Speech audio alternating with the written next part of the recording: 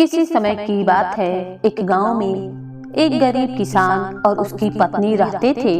दोनों का गुजारा बड़ी ही मुश्किल से हो रहा था। उनके आंगन में एक छोटा सा बगीचा था। किसान ने उस बगीचे में कुछ बैगन के पौधे लगा रखे थे, लेकिन किसी भी पौधे पर बैगन नहीं लगे थे। सिर्फ एक पौधे पर एक ही बैगन लगा था। किसान ने अपनी पत्नी से कहा, बगीचे में केवल एक ही बैगन लगा हुआ है, इसे बाजार में क्या बेचेंगे, अपने ही घर पर रख लेते हैं। बैगन बड़ा होते होते कद्दू जितना बड़ा हो गया। तब एक दिन किसान उसे तोड़कर घर ले आया और अपनी पत्नी के हाथ में देकर बोला, लो आज इसकी सब्जी बना लो, खेत से लौटकर खाऊंगा। किसान खेत चला गया। पत्नी जब हाथ में चाकू लेकर बैगन को काटने लगी तो पता नहीं कहां से आवाज आई, आहिस्ता आहिस्ता काट, आहिस्ता आहिस्ता। यह सुनकर वह भौचक्की सी रह गई और चारों तरफ देखने लगी कि कौन बोल रहा है। जब उसे कोई दिखाई न दिया तो किसान की पत्नी ने फिर से चाकू पकड़ा, लेकिन फिर से वही दोबारा बातें सुनाई दी कि आहिस्ता आहिस्ता काटो, आहिस्ता आहिस्ता काटो। अब की बार उसे महसूस हुआ कि बैगन के अंदर से आवाज आ रही थी। ये ख्याल आते ही उसका कलेजा धक से रह गया। बैगन को जमीन पर फेंक कर वह घर से भागकर खेत में जा पहुंची। किसान ने उससे पूछा, कहो क्या बात है, क्यों इतनी घबराई हुई हो? वो बैगन तो बोलता है। हट पगली, कहीं बैगन भी बोलता है? पत्नी ने कहा, चलकर अपनी कानों से सुन लो। किसान हैरान परेशान अपनी पत्नी के साथ घर पर पहुंचा और बोला, ले अब मेरे सामने बैगन को काट। पत्नी जब हाथों में छुरी लेकर बैगन को काटने लगी तो आवाज आई, आहिस्ता आहिस्ता काट, आहिस्ता आहिस्ता। ये सुनकर किसान फिक्र में पड़ गया। फिर बोला, तू काट सो सही, आहिस्ता आहिस्ता ही काट। पत्नी आहिस्ता आहिस्ता बैगन काटने लगी, लेकिन ये क्या, जैसे ही बैगन के दो टुकड़े हुए उसमें से एक सुंदर सी लड़की निकली। उसे देखकर किसान की पत्नी बड़ी ही खुश हुई और कहने लगी, हमारी तो कोई औलाद नहीं है, मैं इसी को अपनी बेटी बनाकर रख लूंगी। यह बैगन से निकली है और हमारे बागवानी में हुई है, इसीलिए मैं इसका नाम बागमती रखती हूँ। फिर उसने लड़की को अपने गले से लगाया। लड़की भी नई माँ पाकर बहुत ही खुश थी। किसान ने कहा, बेटी तो तूने रख ली है, लेकिन इसे खिलाएगी पिलाएगी क्या? घर में ना तो दूध है और ना ही रोटी। किसान की पत्नी ने कहा, तुम इसकी चिंता ना करो, मैं अपनी बेटी को पाल लूंगी। समय बीतने के साथ साथ बागवंती बड़ी होने लगी। उसके साथ साथ उसकी सुंदरता भी बढ़ने लगी। एक दिन किसान अपने खेत में काम कर रहा था। बागवंती पास ही अपने पिता का हाथ बटा रही थी। उसी वक्त वहाँ से राज्य का राजा गुजर रहा था। वो हमेशा भेष बदल कर अपनी प्रजा का हाल चाल जानने के लिए भेष बदल कर घूमा करता था। ऐसी अवस्था में उसे कोई पहचान नहीं पाता था। जाते जाते राजा की नजर खूबसूरत बागवंती पर पड़ी। उसने एक आदमी से पूछा, ये किसकी लड़की है? उस आदमी ने जवाब दिया, यह किसान की लड़की है। राजा ने अपने महल में पहुंचकर किसान को बुलावा भेजा। जब किसान आया तो राजा ने कहा, आज जब तुम खेत पर काम कर रहे थे तो तुम्हारे साथ एक लड़की थी, वह कौन थी? महाराज, एक तरफ से वह मेरी बेटी है भी और नहीं भी, इसका क्या मतलब हुआ? तब किसान ने सारी कहानी राजा को सुना दी। सारी बातें सुनकर राजा ने कहा, हम बागवंती से शादी करके उसे अपनी रानी बनाना चाहते हैं। किसान हैरान होकर बोला, हुजूर, आप एक गरीब किसान की लड़की से ब्याह करेंगे? हाँ, बिल्कुल करेंगे। हम उसकी सुंदरता पर मोहित हो गए हैं। किसान की खुशी का ठिकाना न रहा। वह दौड़ा दौड़ा घर पर पहुंचा। उसने यह खुशी की बात अपनी पत्नी को बताई। वो भी बहुत खुश हुई। विवाह के लिए जो भी दिन निश्चित हुआ, उस दिन किसान की पत्नी ने बागवंती को सजाया संवारा और राजा द्वारा भेजी गई एक पालकी में बिठाकर उसे राजमहल के लिए रवाना कर दिया। बेटी की विदाई से माँ बाप को बहुत दुख हुआ। उधर जब पालकी राजमहल में पहुंची तो नई बहू का पूरा आदर सत्कार हुआ। राजा ने नई बहू के घर पर कई बेशकीमती उपहार और धन भी भेजा। महल में बागवंती का ब्याह राजा के साथ बड़ी ही धूमधाम से महल में कर दिया गया। राजा ने उसे नाम दिया बैगन सुंदरी। नई रानी को देखकर बाकी सब रानियां कहने लगी, सचमुच नई रानी तो बहुत ही सुंदर है। राजा की 2 रानियां थीं। राजा सबसे सुंदर बैगनवती को बहुत ज्यादा प्यार करते थे। वो हर समय उसी सुंदरी के पास रहता। वो जो चीजें मांगती राजा उसे फौरन भिजवा देता। देश विदेश से जो भी चीजें आती राजा उसे पहले ही बैगन सुंदरी के महल में भिजवा देता। वो जो भी चाहती थी महाराज वही करते। महारानी यानी कि जो पहली रानी थी उसे यह सब देखा नहीं जाता था। वो बहुत ही जलती और कुढ़ती रहती थी। महल में सब लोग नई रानी की सूरत और उसकी सीरत से बहुत ही तारीफ करते थे। इससे महारानी जी और भी ज्यादा जलती थी। वो सोचती किसान की लड़की न जाने कहां से आकर राजा को अपनी मुट्ठी में कर रखी है। एक दिन की बात है, महारानी ने बैगन सुंदरी से पूछा, छोटी रानी तुम्हारी जान कहाँ पर है? बैगन सुंदरी ने जवाब दिया, अरे बड़ी बहन जान और कहाँ पर होगी, जान मेरे दिल में ही है। बड़ी रानी ने कहा, ये नहीं हो सकता, तुम तो इंसान के पेट से पैदा ही नहीं हुई, इसीलिए तुम्हारी जान शरीर के अंदर नहीं हो सकती, जरूर कहीं और जगह पर रखी हुई है। तब बैगन सुंदरी ने कहा, बड़ी बहन तुम्हें ये सब बातें जानने की क्या जरूरत है? महारानी बोली, जरूरत तो कुछ भी नहीं, मगर यूं ही जानना चाहती थी कि बाद में तुम्हें कोई नुकसान न हो। बहन तुम यह बात छोड़ दो, जब मैं यह बात किसी से कहूँगी ही नहीं तो मुझे नुकसान कैसे होगा? महारानी बोली, तो क्या तुम्हारी जान तुम्हारे शरीर में नहीं है?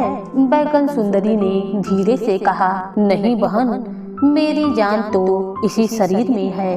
रानी बोली, बात छुपाने से क्या होता है, असल बात तो अब खुल गई है।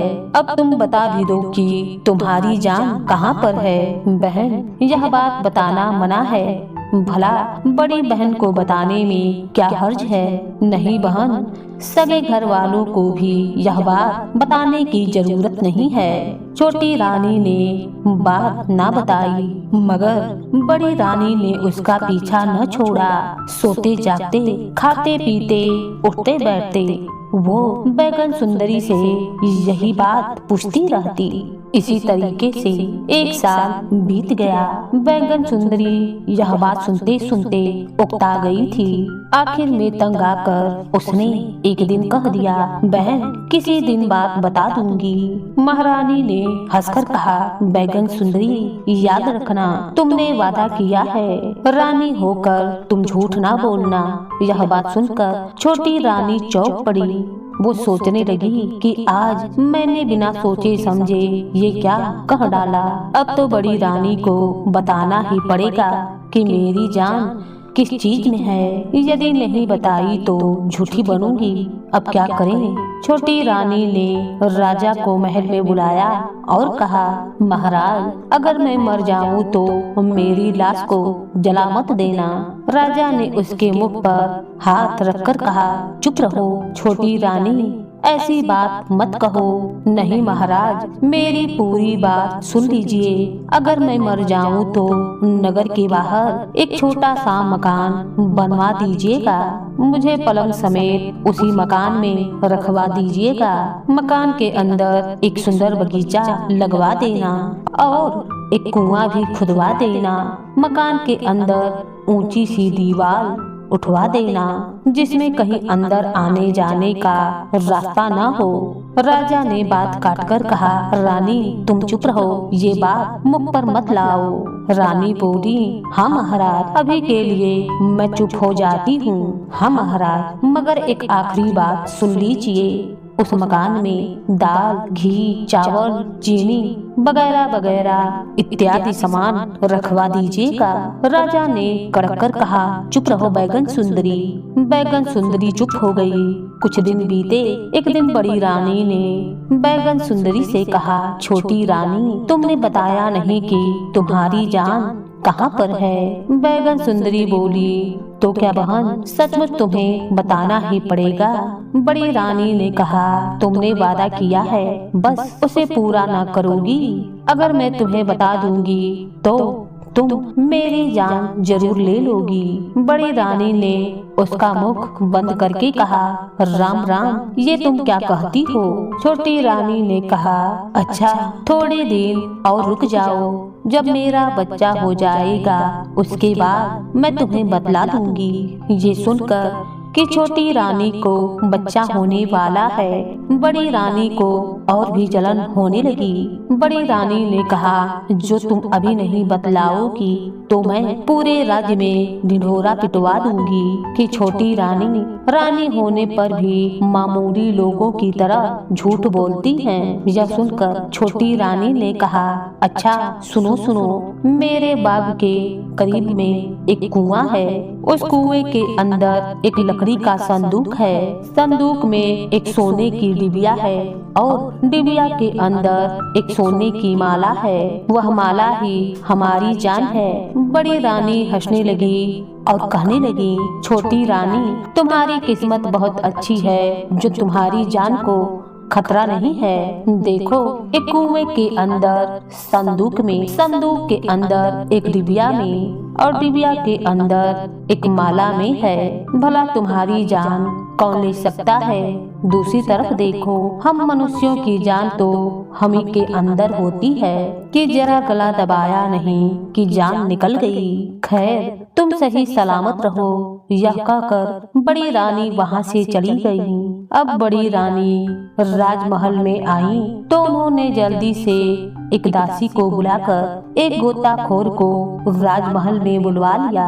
रानी ने गोताखोर से कहा, देखो, यदि तुम मेरा काम कर दोगे तो मैं तुम्हें 500 असरफियां इनाम के तौर पर दूंगी। क्या काम है महारानी जी। तब महारानी ने बैगन सुंदरी के पिता के खेत का कुआं बतला दिया और कहा, वहाँ पर एक कुआं है, कुएं के अंदर एक संदूक है और उस संदूक के अंदर एक डिबिया है। उस डिबिया को चुपचाप वहाँ से ऐसे निकाल लाओ कि किसी को कानो कान खबर ना हो। गोताखोर उसी वक्त गया और डिबिया निकाल ले आया। डिबिया मिलने पर रानी को बहुत ही खुशी हुई और उन्होंने गोताखोर को 500 सरफियां इनाम में दे दी। उधर कुएं से डिबिया निकलते ही बैगन सुंदरी की तबीयत खराब सी रहने लगी। इधर महारानी ने डिबिया में से माला निकाली और उलट पुलट कर देखी। जो ही उन्होंने माला को अपने गले में डाला, उधर बैगन सुंदरी तड़पने लगी और उसका पूरा शरीर ठंडा पड़ गया। पूरे राजमहल में कोहराम सा मच गया। राजा भी रोने लगा। तभी उसे उस दिन की बैगन सुंदरी की बातें याद आई। उसने उसी वक्त मंत्री को बुलाया और कहा, बैगन सुंदरी के लिए नगर से बाहर एक सुंदर सा मकान बनवाया जाए। मंत्री जी ने कहा, अब मकान का क्या होगा हुजूर। अब तो रानी के मृत शरीर को जला देना चाहिए। नहीं, बैगन सुंदरी की यही इच्छा थी। नगर के बाहर एक मकान बनवाइए और बैगन सुंदरी को पलंग समेत वहाँ पर पहुँचा दीजिए। इसके अलावा राजा ने वो सब बातें भी कहीं जो बैगन सुंदरी ने उसे करने के लिए कहा था। मंत्री ने कहा, आपकी जैसी आज्ञा हुजूर। बैगन सुंदरी ने जैसा कहा था वैसा ही मकान बन गया और बैगन सुंदरी को वहाँ पलंग पर लिटा दिया गया। मकान के चारों तरफ ऊंची ऊंची चार दीवारी बना दी गई। दिन पर दिन गुजरते चले गए। इसी तरीके से 1 साल गुजर गया। तौत के मर जाने से बड़ी रानी बहुत ही खुश थी। उसका कलेजा तो ठंडा हो गया था, लेकिन राजा तो उसकी याद में रोते रोते पागल सा होने लगा था। छोटी रानी की याद आते उसकी आंखें डबडबा जाती थीं। वह अक्सर सोचता कि बैगन सुंदरी ने मुझसे ऐसा करने को क्यों कहा था कि महाराज मेरे शरीर को जलाना मत, तो क्या फिर बैगन सुंदरी एक बार फिर से जीवित हो उठेगी। बैगन सुंदरी के मकान को देखकर राजा सोचता कि इस मकान के अंदर सो रही है, पलंग पर अकेले ही सो रही है। वो जागकर शायद मुझे ढूंढती हो और बाहर का रास्ता न पाकर महाराज महाराज चिल्लाती हो। लेकिन फिर राजा को विचार आता कि मरकर इंसान कभी जिंदा नहीं होते। अपने मन को समझाने के लिए राजा रोज बैगन सुंदरी के मकान के चारों ओर चक्कर लगाया करता था। एक दिन अचानक उसने सुना कि मकान के अंदर से किसी बच्चे की रोने की आवाज आ रही थी। राजा यह सुनकर चौंक पड़ा। यहाँ बच्चा कहाँ से आया? राजा दीवार फाड़ कर मकान के अंदर चला गया। देखता क्या है कि बैगन सुंदरी तो पलंग पर मृत सी पड़ी हुई है, लेकिन उसके बगल में एक सुंदर सा लड़का था। राजा ने उस बच्चे को गले से लगा लिया। थोड़ी देर में उस बच्चे को नींद सी आ गई, तो राजा ने उसे वापिस बैगन सुंदरी के बगल में लिटा दिया और खुद दीवार फाड़ कर बाहर चला गया। महल पहुंचकर राजा सोचने लगा कि हो ना हो यह बच्चा बैगन सुंदरी का ही है। दूसरे दिन राजा फिर वहां से आया और लौटते वक्त बच्चे को एक खिलौना सा दे गया। अब तो राजा रोज बैगन सुंदरी के मकान में आने लगा। वह बच्चे के लिए तरह तरह के खिलौने और खाने के लिए मिठाइयाँ लेकर आया करता था, लेकिन मकान में नई बात नजर नहीं आ रही थी। वो हर रोज देखता था कि बैगन सुंदरी जिस तरह से पड़ी हुई थी उसकी स्थिति में कोई भी परिवर्तन नहीं हुआ था। धीरे धीरे दिन बीतने लगे और बच्चा बड़ा होने लगा। जब 2-3 साल का हो गया तो टूटे फूटे शब्दों में कुछ बोलने भी लगा था। राजा ने एक दिन बैगन सुंदरी की तरफ इशारा करके पूछा, ये कौन है? बच्चे ने कहा, माँ। राजा ने कहा, तुम्हें खाना कौन खिलाता है? बच्चे ने कहा, माँ। किस वक्त? रात को। यह सुनकर राजा को बड़ी ही हैरानी हुई। उसने बच्चे से कहा, तुम अपनी माँ से पूछना कि राजा जी कहते हैं तुम दिन में क्यों सोती हो और रात को क्यों जागती हो। अच्छा, पूछूंगा। राजा वापिस फिर से महल में लौट आया। रात को बैगन सुंदरी रोज की तरह उठी। जब वह बच्चे को खिलाने लगी तो उसने कहा, अम्मा, मेरा पेट तो भरा हुआ है, तुम्हारा पेट कैसे भर गया बेटा? माँ, राजा जी बहुत सी मिठाइयाँ खिलाकर गए हैं और ये भी पूछते थे कि तुम्हारी माँ रात को जागती क्यों है और दिन को सोती क्यों है। बैगन सुंदरी समझ गई कि राजा ने आकर सब कुछ देख लिया है। उसने सोचा कि अब छुपाने से क्या होगा। उसने बच्चे से कहा, देखो, ये जो राजा जी यहाँ पर आते हैं वो तुम्हारे पिता हैं। आज तुम महाराज के पैर छूना और कहना, महाराज, माँ की जान जिस माला में है वो बड़ी रानी के पास है। बड़ी रानी दिन भर उस माला को पहने रखती है, इसीलिए माँ सारा दिन बेहोश पड़ी रहती है। रात को जब सोते वक्त बड़ी रानी माला को गले से उतार देती हैं, इसीलिए माँ उस वक्त जाग उठती है। फिर वह पलंग से उठकर नहाती धोती है और फिर मुझे खाना खिलाती है। दूसरे दिन जब राजा आया तो बच्चे ने सारी बात कह सुना दी। सारा मामला राजा की समझ में आ गया। उसे बड़ी रानी पर बहुत ही गुस्सा आया और उसने मन ही मन में बड़ी रानी को सबक सिखाने की ठान ली। महल में जाकर राजा ने बड़ी रानी से कहा, बड़ी रानी, हमारे मित्र का एक बहुत ही प्यारा सा बच्चा है। मैं उसे बहुत ही प्यार करता हूँ और उसे महल में ले आना चाहता हूँ।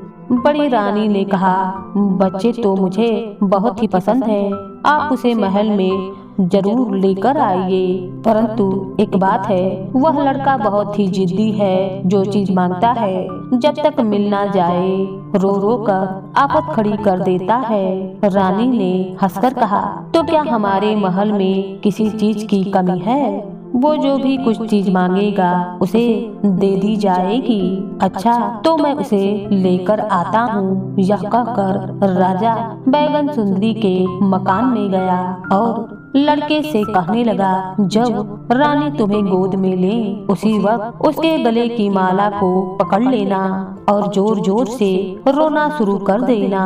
जब तक महारानी तुम्हें वो माला ना दे तब तक तुम रोते ही रहना। इस तरीके से समझा बुझा कर राजा उस लड़के को लेकर महल में बड़ी रानी के पास ले आया।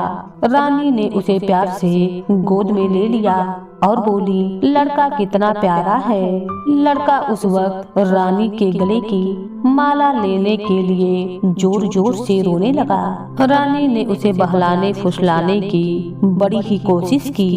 कई तरह की मिठाइयाँ, खिलौने आदि पेश किए गए, लेकिन वह किसी भी तरीके से मानने के लिए तैयार न था। तब राजा ने उदास होकर कहा कि दूसरे के बच्चे को क्यों रुलाती हो? आखिर में वह मांगता क्या है? तब रानी बोली, वो मेरे गले की माला मांगता है, तो तुम दे क्यों नहीं देती? नहीं, ये माला तो मैं किसी को नहीं दे सकती। ये माला तुम बच्चे को दे दो, मैं इसी तरीके की दूसरी माला तुम्हें लाकर दे दूंगा। ये माला तो मैं हरगिज नहीं दूंगी। नहीं दोगी तो ये लड़का रो रो कर मर जाएगा। पराये बच्चे को घर ला कर क्या यूं ही मार दोगी? बच्चे का रोना देखकर रानी को उस पर दया आ गई। सोचने लगी कि छोटी रानी तो अब मर ही चुकी है। थोड़ी देर के लिए ये माला यदि बच्चे को दे ही जाए तो क्या हर्ज है? फिर रानी ने कहा, इस वक्त मैं इस लड़के को यह माला दे ही देती हूँ, मगर जब यह लड़का बहला फुसला जाए तो यह माला मुझे दे दीजिएगा। राजा ने कहा, हाँ, ऐसा ही किया जाएगा।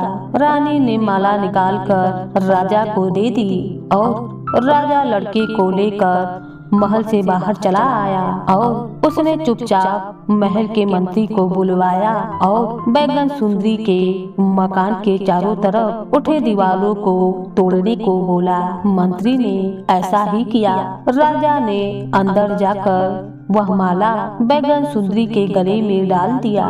माला पहनते ही बैगन सुंदरी उठ बैठी। राजा ने बैगन सुंदरी से कहा, अभी 2-4 दिनों तक तुम यहीं पर रहो, बाद में मैं तुम्हें महल में ले जाऊंगा। उस रात जब राजा राजमहल में पहुंचा तो बड़ी रानी ने पूछा, आज इतनी रात बीते कहाँ पर रह गए थे आप? मैं अपने सेनापति और मंत्रियों से सलाह मशवरा कर रहा था।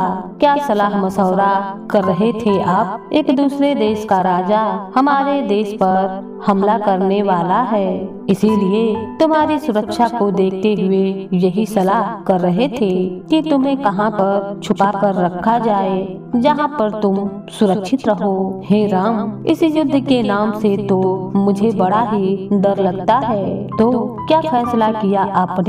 राजा ने कहा, जमीन के अंदर तहखाना बनाकर उसी में तुमको रखा जाएगा।